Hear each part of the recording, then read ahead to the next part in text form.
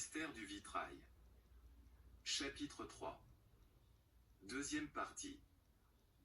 Piqué au vif dans ce qui lui tient le plus à cœur, le Menescal ne se fait pas prier. Il se présente, son nom est Gauthier, il commence à décrire son métier.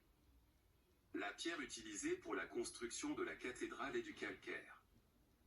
Un calcaire extrait dans une carrière à quelques lieues de Chartres, dans une bourgade nommée Berchères.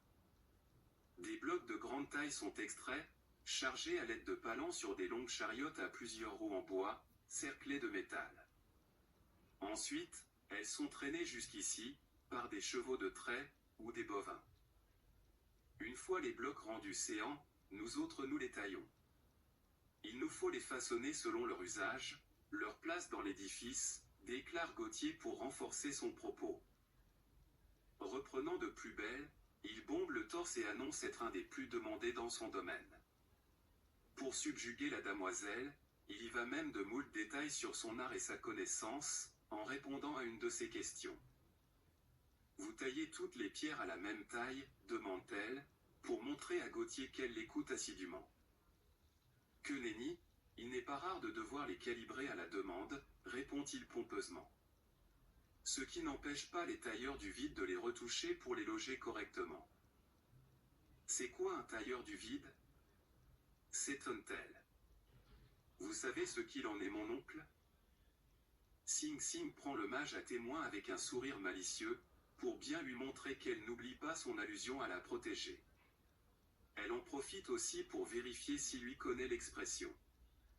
Devant son geste d'ignorance, elle se tourne à nouveau vers l'artisan et le gratifie d'une mouche charmeuse pour l'inciter à continuer. « C'est une raillerie de tailleur de pierre, » explique-t-il, en entrant dans les détails. Ceux qui se baladent dans les hauteurs, qui ont le pied sûr, ou se balancent à bout de corde, ce sont eux les tailleurs en charge d'ajuster et de retailler pour que la pierre jointe adéquatement. Sont toujours à se balader dans les airs, à nous narguer de là-haut, crache-t-il, pour bien montrer l'animosité qui l'anime. « Oh ! Vous êtes sacrophobe, » constate Sing Sing, en posant une main devant sa bouche. Elle s'aperçoit qu'elle vient de se moquer sans le vouloir. Le visage de Gauthier se ferme et ses yeux luisent de colère. « Accro quoi ?» éructe-t-il piqué au vif, par un terme dont il ignore la signification.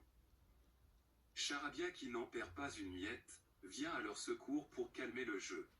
« Ne prenez pas la mouche Menescal, ma nièce ne veut pas bâiller à mal.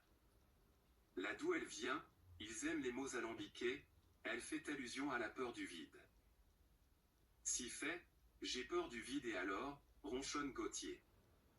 C'est ainsi, je ne suis rassuré que sur le plancher des vaches. D'ailleurs, les pierres ne volent pas que je sache. La suite de cette histoire ne saurait tarder. À suivre.